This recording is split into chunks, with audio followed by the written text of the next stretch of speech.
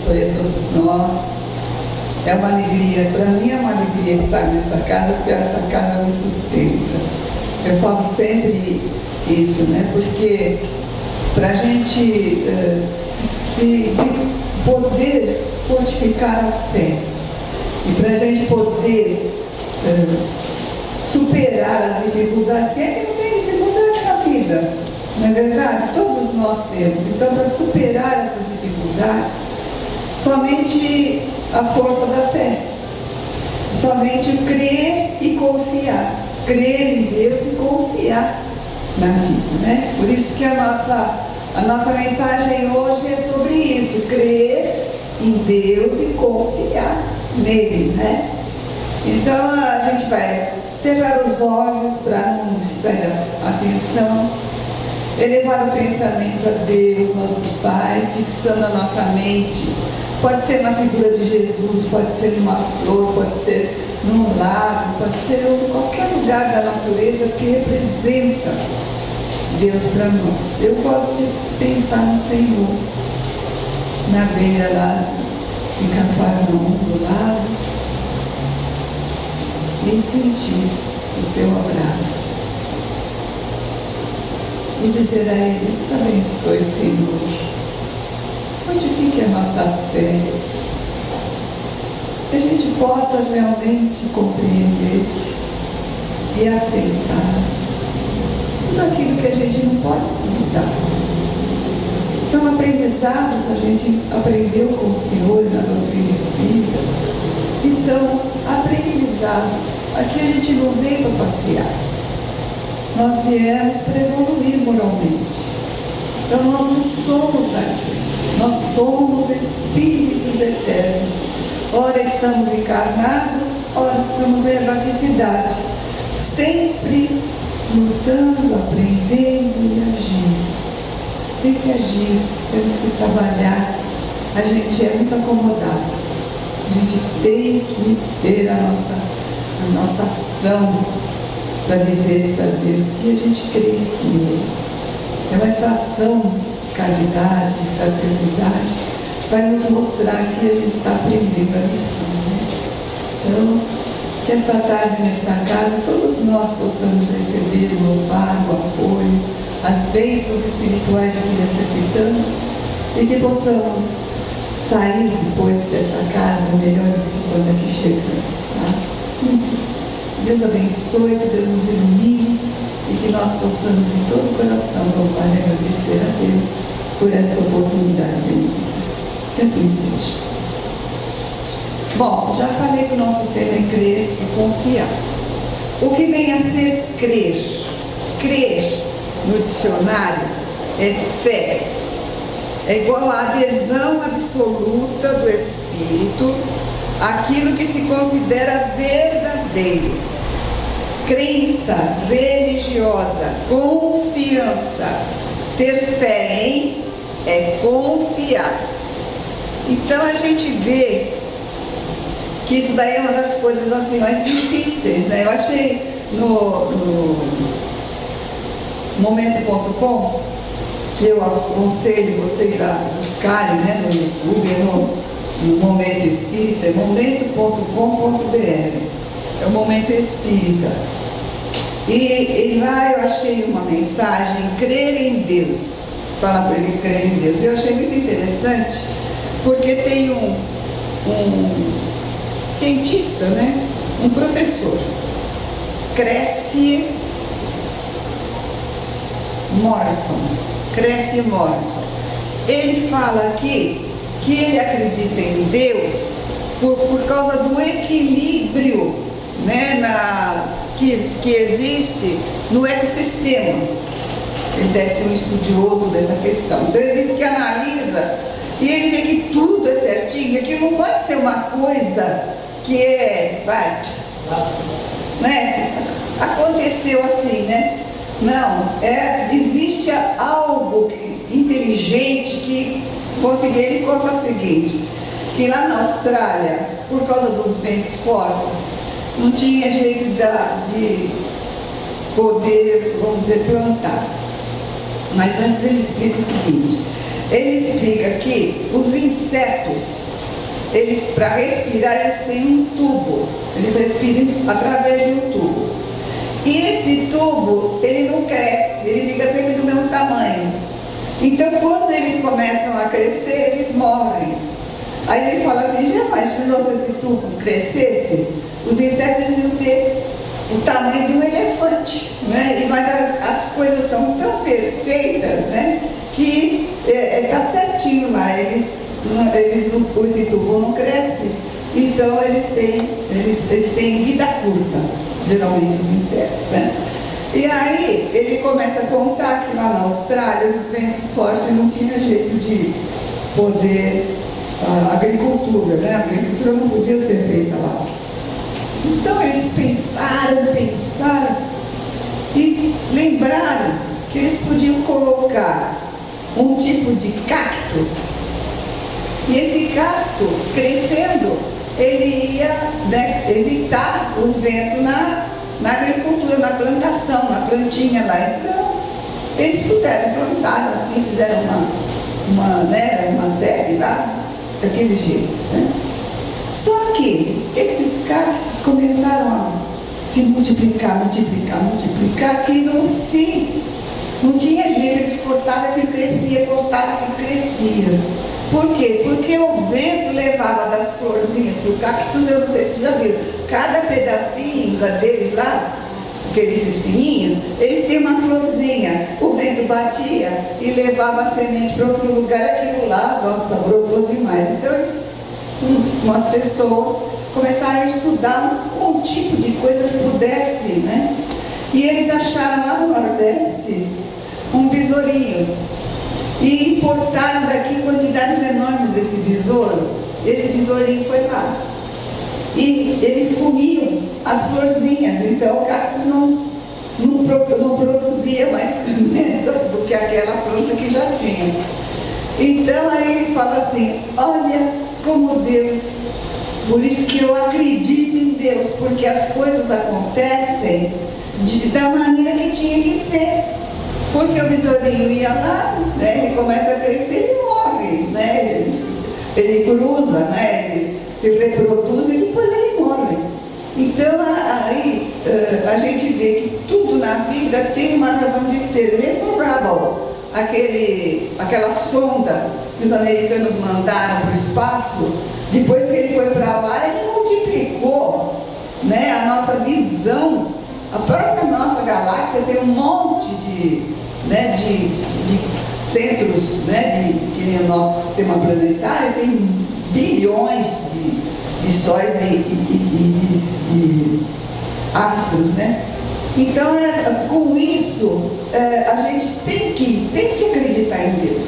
Se você começar a observar a sua volta, tudo, quando você vê uma plantinha, ela crescer, ela trabalha para crescer, depois ela se torna uma árvore, dá frutos, dá flores, né? E dá também a sua madeira para a gente poder construir as nossas coisas. Então você vê, tudo isso tem que ter uma inteligência, porque você vê o espaço. Quando você olha as estrelas à noite, né? Quando está tudo escuro, a gente vê como as estrelas, mas é tudo redondinho ali. É tudo, vamos dizer, que nem a Terra. A Terra é redonda, né? Meio achatada nos polos, mas é redonda, é tudo assim. Mas a gente vê o quê? Bate a luz do sol e você vê aquilo refletindo como se fosse uma estrelinha. Mas é tudo, e uma não bate na outra, né? Agora eles descobriram também os buracos negros, que eles ainda não sabem como é que eles se formam, mas tem um propósito, né? Então é tudo em cadeia, tudo se encadeia numa matemática, numa física tão grande que só uma consciência, né? Mesmo Einstein, ele era ateu, acreditou em Deus por causa que ele encontrou aquela fórmula, né, da relatividade. Então a gente vê que quem não acredita em Deus é porque não tem olhos nem sentimento para olhar para a sua volta. não é? É bem isso. Agora, eu encontrei esse livrinho aqui.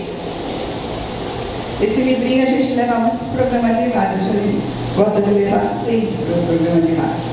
É um livrinho organizado por José Maria de Souza. E ele fala, Joana de Ângeles responde. Ele fez várias perguntas. E a mentora do Divaldo, né, através dos livros do Divaldo, ele pega e fez várias perguntas. Esse livrinho tem de tudo. Todas as perguntas que a gente, as dificuldades, vamos dizer assim, o que a gente quer saber, tem aqui. Então, a pergunta que ele fez, número 15, é o seguinte: em virtude das dificuldades da vida, as pessoas andam temerosas, aflitas, cheias de dúvidas e sem fé no futuro. Como cultivar novamente a fé?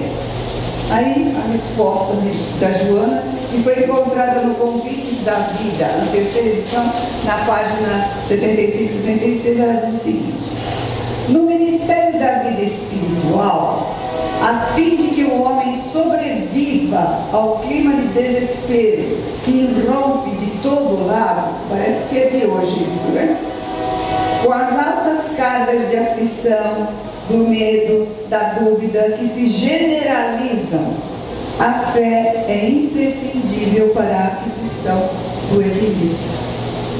Tem que ter fé, e para você sustentar todas essas adversidades que a gente vê aqui na vida material, porque por causa da nossa ignorância, nós estamos aqui porque ainda a gente não segue direito as leis divinas. Se a gente seguisse as leis divinas, não se sofreria, não precisava nem nascer mais aqui. Se a gente tivesse fé, se a gente fosse bom, se a gente fosse, não precisava estar aqui. A fé inata, devem ser adicionados os valores da reflexão e da prece. Tem muita gente que fala assim: Silene, reza por mim. Eu não adianta eu rezar porque eu não consigo ter a resposta das minhas preces. Quando você reza, até que parece que melhora as coisas, mas não é assim que funciona. A prece, eu faço uma prece, por exemplo, para a Ana, mas se ela não estiver equilibrada, a prece vai bater lá, a aura dela está fechada e se perde. Tem que haver uma receptividade. Isso não quer dizer que ela tem que estar rezando também, não. Mas ela tem que estar contente, feliz, fazendo alguma coisa que ela goste. Porque se ela estiver brigando, xingando, reclamando, estiver nervosa, alguma coisa, o que vai acontecer? Aqui está fechado. Quem abre o nosso espaço exterior para as bênçãos espirituais superiores é o coronário. Ele está aqui. Quando a gente dá um passo e não é aqui que a turma põe a mão. Por quê? Porque esse centro de força, ele tem ligação com todos os outros. É através daqui que a gente absorve em todos os centros de força. A gente tem, se eu não me engano, são 7 centros de forças principais, muito grandes, e tem um monte de pequenininhos, né? Que a gente chama de focos de atrativos. Bom, então a fé inata devem ser adicionados os valores da reflexão e da prece, de modo a canalizar a inspiração superior, olha só, que passa a constituir fonte geradora de preservação do necessário capital da confiança. A gente tem que confiar.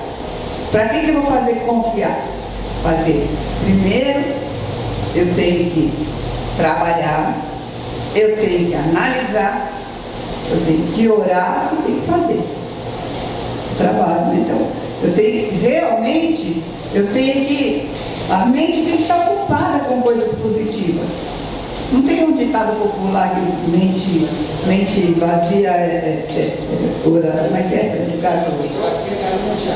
é? Bem isso, né? Então, a gente tem que, geralmente, a gente tem que prestar atenção. A pessoa que fica muito, tem umas vizinhas lá no nosso prédio, né? Nosso prédio não é muito alto, não, mas nós temos umas vizinhas que eu convidei todas para ir comigo para o Hospital do Câncer, quando a gente ia, né? Porque agora está tudo parado por causa da pandemia. E todas, só uma me acompanhou vários anos.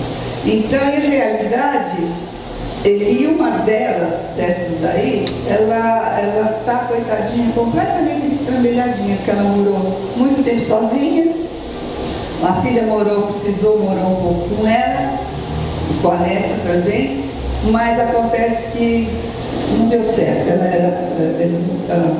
O jeito delas não combinaram, então ela alugou um apartamento e foi. Agora ela voltou porque a mãe está precisando, né? Então a gente vê o quê? Por que destrambelha? Porque não funcionou. Se você não estuda, se você não trabalha, se você não faz nada de bom, fica só o quê na televisão? Ela é evangélica, mas não ia nem à igreja. Então, a dificuldade, eu moro no centro de Londrina, tem várias igrejas evangélicas lá, né? Igrejas católicas, eu moro no centro de Londrina e é Candé. Olha só, é que quando eu vim em São Paulo, eu vim para cá já, né? Porque o nosso lar não tinha trabalho durante o dia, não tinha reunião durante o dia e os meus filhos eram pequenos. Aí eu vim para cá, seu Hugo me agarrou aqui e agora essa aqui é a minha casa. Bom, às vezes, para que as sementes que jazem no solo das almas, em latência, que a gente fala, está tudo aqui gravadinho, toda a parte da moral que a gente tem que crescer, as virtudes, tem que ser trabalhadas por nós, né? Para que elas se desdobrem em embriões de vida, torna-se imperioso condicionamentos psíquicos, somente possíveis mediante a busca sistemática pela razão, tem que raciocinar assim, pelos fatos e através da investigação. A gente vem aqui à Casa Espírita, vocês me escutam falar aqui, ou qualquer orador que vier aqui à frente falar. Mas se eu vier aqui escutar só, aquilo não vai criar raiz em mim. Esse embrião não vai desenvolver. Então, o que eu tenho que fazer? Pelo menos alguns momentos durante a semana, eu vou pegar o Evangelho, eu vou ler o Evangelho, eu vou analisar aquilo que eu estou lendo, para ver se aquilo ali é certo. Para a minha consciência absorver isso daí, eu tenho que analisar, raciocinar a respeito, né? Assim também, o crer em Deus também é assim, porque tudo na nossa vida é assim. Seja, porém, como seja, o homem não pode prescindir do valioso contributo da fé. A fé é a flama divina que aquece o espírito e dá-lhe forças para superar tudo, mágoas, desaires, revoltas, traições e até mesmo a morte.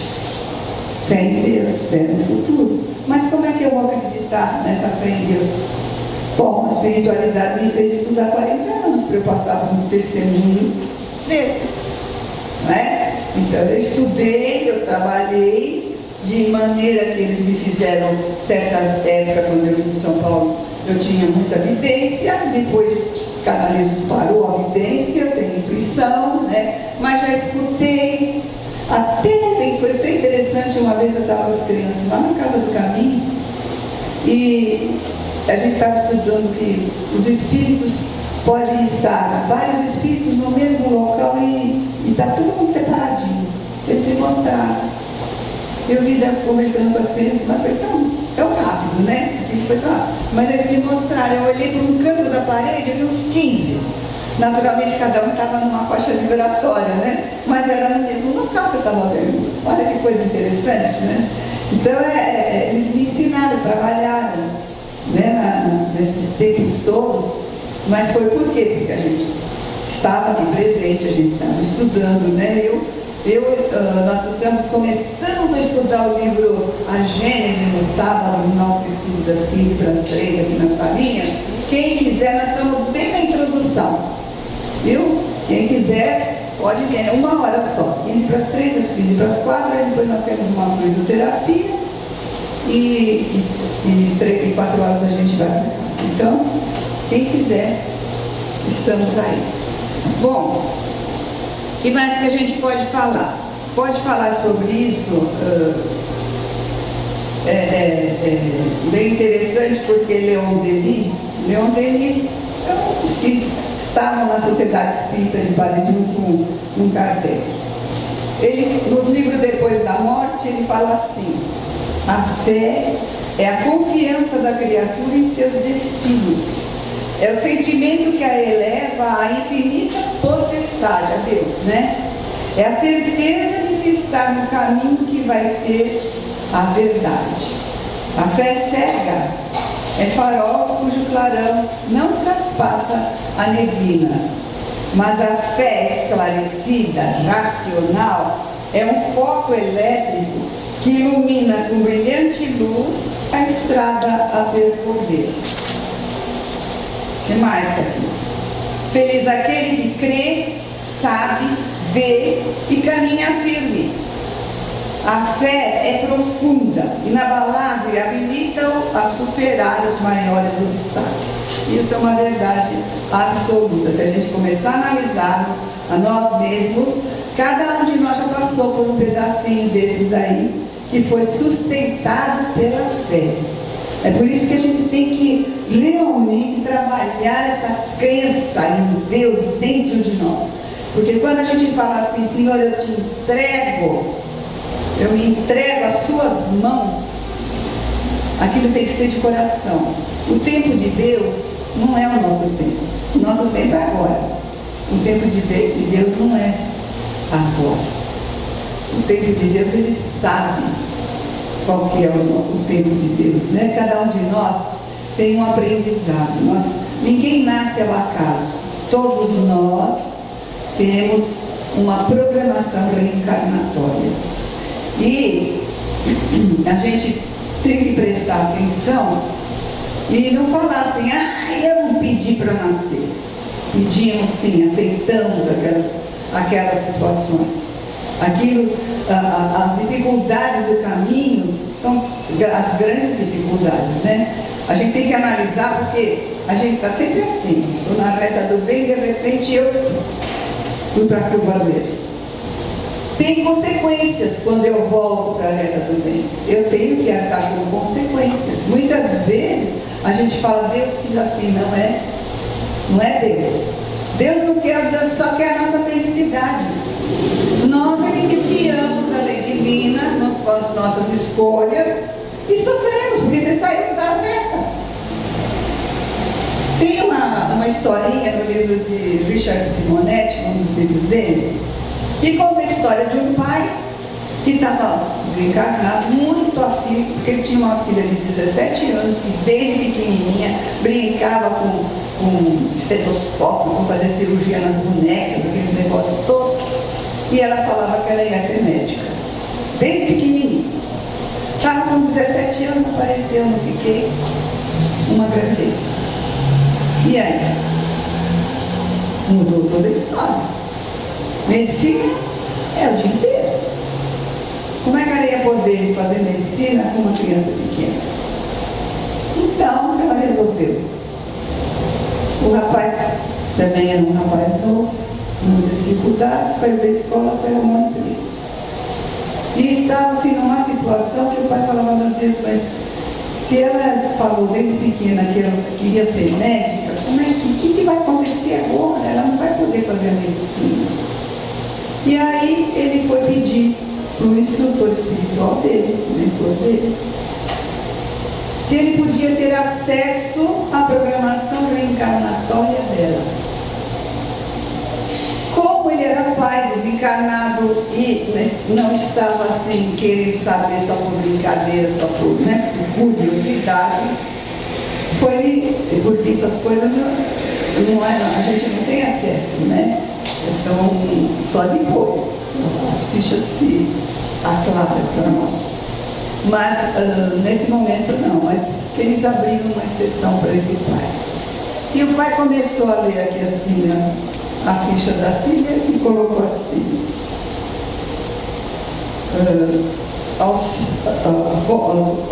Os pontos principais só que tem na ficha, né? O dia a dia somos nós que fazemos. Então diz assim: profissão, médica, sanitarista. Casamento, fulano de tal, que já reencarnou antes dela, 4 anos antes, também médico. O objetivo da encarnação: trabalhar em zona necessitada com a questão da sanitária, né? Sanitária das criaturas do local, tudo, né? Filhos, 2 filhos que teriam, né? Porque antes disso eu disse, aos 30 anos ela encontraria esse companheiro dela, aos 30 anos. Ela estava com 17, então não era esse rapaz. Esse que eu fiquei, né, de hoje.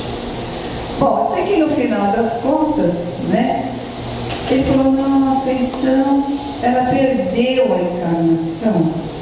O instrutor falou assim: não, ela não perdeu a encarnação. Ela não seguiu a programação reencarnatória.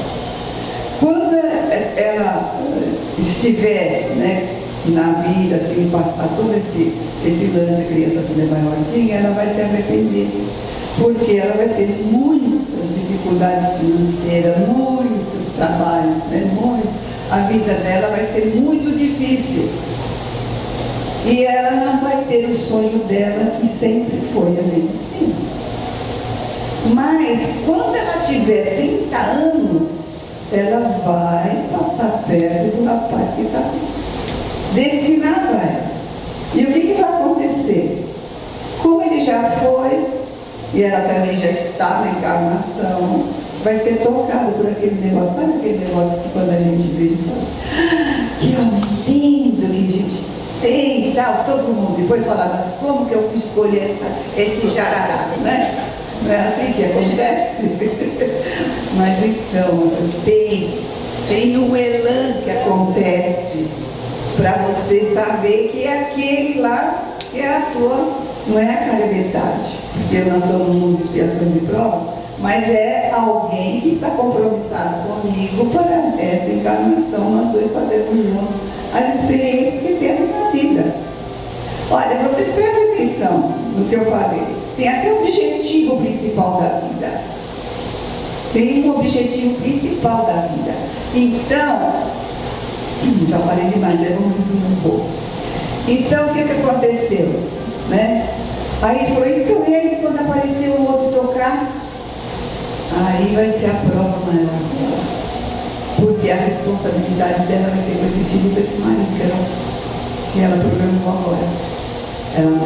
O certo é ela não se envolver com esse filho. Mas o duro é que a chama é assim, né? É assim, né? É o imã. Então, aí falou assim: então, de todo jeito ela perdeu a encarnação. Falou: não. Ela aprendeu a nunca mais tomar atitudes precipitadas. Olha só que coisa interessante. De todo jeito, a gente aprende. Deus não faz nada que não tenha um objetivo na vida. Tudo tem um objetivo. Às vezes você vê a coisa está mais estrondosa, cara, aquilo lá. No final, o que acontece? Vem o sol, depois a tempestade, seca toda aquela água que estava correndo ali, né, seca e tudo. Volta a ser um novo dia. Então, gente, o negócio mesmo é crer e confiar em Deus. É trabalhar o nosso sentimento, o nosso pensamento, para criarmos essa força interior, porque esse crer, essa fé em Deus, ela não cai do céu. É uma virtude que a gente tem que ter conquistando aos poucos, né? Então é a mesma coisa, por exemplo, se você estiver firme, estudando, trabalhando, vindo aqui toda semana na casa espírita, o que vai acontecer? Você vai se fortificar.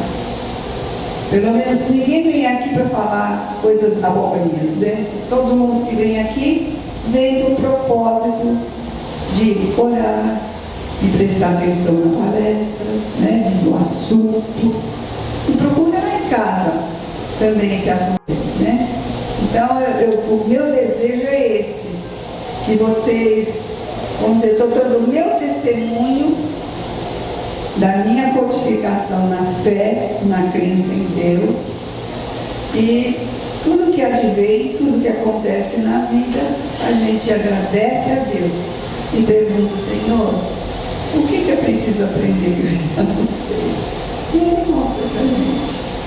Então, paz e luz a todos. Nós vamos agora convidar os companheiros médicos passistas para a Câmara de Paz.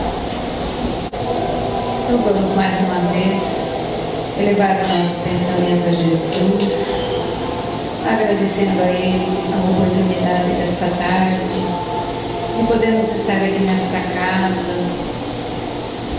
ouvindo os ensinamentos de Jesus, e que Ele seja para nós a bússola orientadora, nos mostrando sempre o caminho do amor, da retidão e da justiça. Que possamos, Senhor Jesus, levar desta casa sempre o alimento que fortalece o nosso espírito, para que dessa forma, Senhor, nós possamos vencer as dificuldades do caminho e galgar sempre um degrau a mais na nossa evolução. Envolva-nos, Mestre, no seu manto de amor e de misericórdia, dando-nos sempre o equilíbrio e a serenidade necessária. Rogamos também, Senhor, aos trabalhadores desta casa, para que não lhes falte nunca a coragem e a disposição para o trabalho. E para aqueles que têm os nomes colocados nos livros, encarnados e desencarnados, para que possam todos, na medida do merecimento, ser socorridos nas suas necessidades. Envolva-nos, Mestre, nas suas vibrações de amor e de paz, hoje e sempre. Que assim seja. Graças a Deus. Boa tarde a todos.